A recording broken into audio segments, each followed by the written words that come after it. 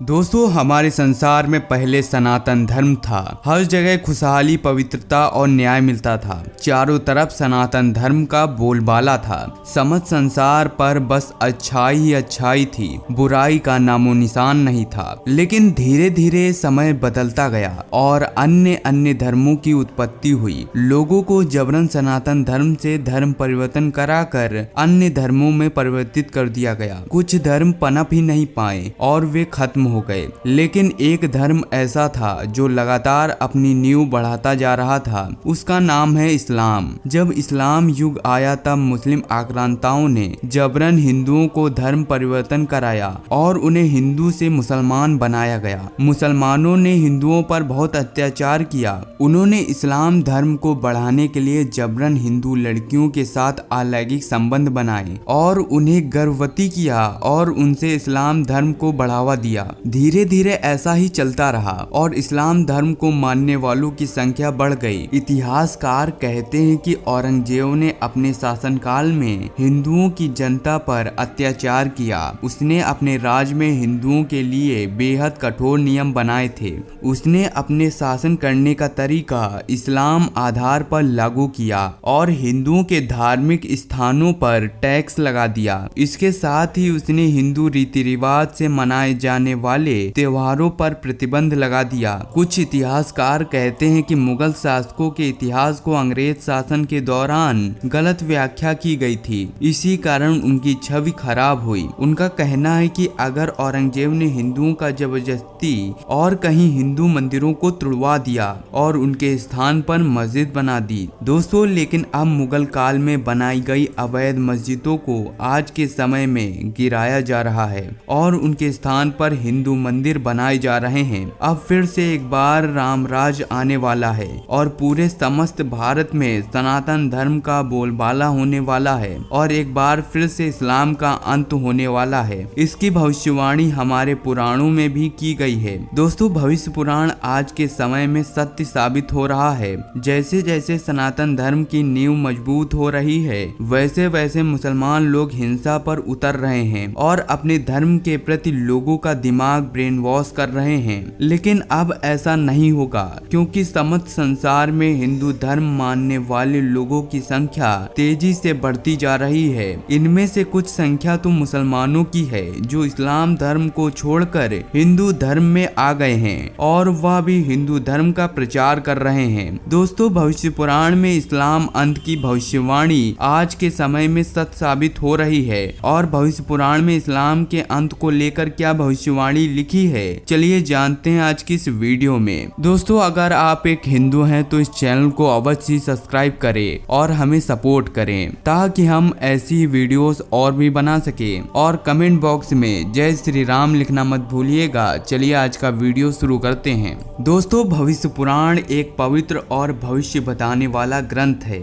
इसमें कई सालों पहले की गई भविष्यवाणियां लिखी हैं जो आज के समय में सत्य साबित हो रही हैं। भविष्य पुराण में इस्लाम की उदय की भविष्यवाणी और इसके अंत की भविष्यवाणी भी की गई है। इस पुराण में ईसा मसीह का जन्म, उनकी हिमालय यात्रा और तत्कालीन सम्राट शालिवाहन से भेंट के बारे में काफी महत्वपूर्ण जानकारियां दी गई हैं, जिसे आधुनिक रिसर्च के बाद प्रमाणित भी किया जा चुका है। भविष्य पुराण के प्रतिसर्ग वर्ग के खंड 3 के अध्याय के दूसरे श्लोक में ऐसा ही उल्लेख किया गया है, जिसमें ईसा मसीह के लंबे समय तक भारत के उत्तराखंड में निवास करने और तपस्या करने का वर्णन है। उस समय उत्तरी भारत में शालिवाहन का शासन था। एक दिन वे हिमालय पर गए, जहां लद्दाख की ऊंची पहाड़ियों पर उन्होंने एक गौरवर्ण दिव्य पुरुष को ध्यान लगाए अवस्था में तपस्या करते हुए देखा। समीप जाकर उन्होंने उससे पूछा,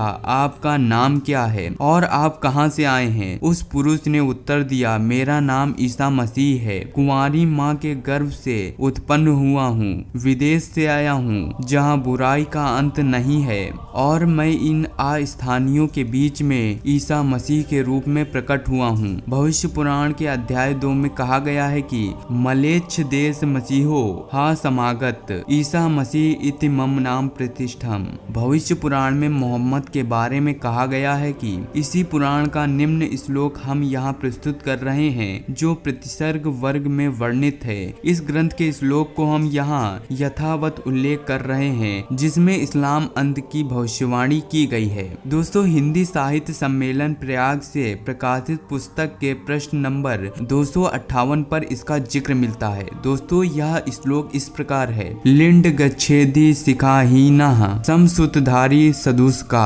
उच्चलापी सर्वभक्षी भविष्यति जामुमम बिना कौलौ चा पश्चितेसा भक्ष्या मतामः मूसले नेव संस्काराः कुसेरिव भविष्यति तस्मा मुसलवन्तो ही जानतो धर्म विभुष्का इति पैसाच धर्मस्य भविष्यति मया कृतः। दोस्तों, भविष्य पुराण वर्ण 3 खंड 3 अध्याय का यह श्लोक है। इसमें कहा गया है कि रेगिस्तान की धरती पर एक मोहम्मद जन्म लेगा जो एक ऐसे धर्म की नींव रखेगा जिसके कारण मानव जाति त्राहिमाम कर उठेगी। वो असुर कुल सभी मानवों को समाप्त करने की चेष्टा करेगा। उस धर्म के लोग अपने लिंग के अग्रभाग को जन्म लेते ही काटेंगे। उनकी चोटी नहीं होगी। जो दाढ़ी रखेंगे पर मूछ नहीं रखेंगे, वो बहुत शोर करेंगे और मानव जाति का नाश करने की चेष्टा करेंगे। राक्षस जाति को बढ़ावा देंगे एवं वे अपने को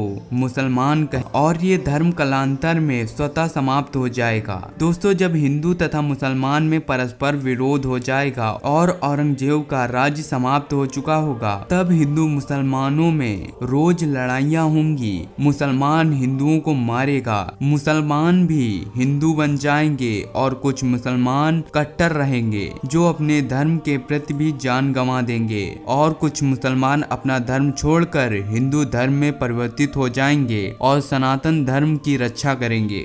लेकिन अब इस्लाम का अंत नजदीक आ गया है और पूरे देश में एक बार फिर से जय श्री राम का नारा लगने वाला है और पूरे देश में हिंदुत्व की लहर आने वाली है। पूरे देश में हिंदुत्व को अपनाया जाएगा। हर देश के लोग हिंदू धर्म को अपना रहे होंगे और दूसरी तरफ इस्लाम की मस्जिदों को पूरे देश में गिराया जा रहा होगा। भारत देश से मस्जिदों का नामो निशान मिट रहा होगा और मुसलमानों पर मुसलमान ही अत्याचार करेंगे। तब मुस्लिम लोग इस्लाम छोड़कर हिंदू धर्म में परिवर्तित हो जाएंगे और अपने बच्चों को भी हिंदू धर्म का पाठ सिखाएंगे और अपने साथ ही अन्य मुसलमानों को भी हिंदू धर्म में परिवर्तित हो जाने की राय देंगे और ऐसे ही धीरे धीरे इस्लाम का अंत होगा और कुछ कट्टरपंथी देखकर बौखला जाएंगे और पूरे देश में हिंसा करेंगे। लेकिन अन्य देशों के लोग भारत देश का साथ देंगे और ऐसे ही इस्लाम का अंत हो जाएगा। मित्रों, आज की इस वीडियो के बारे में आपकी क्या राय है?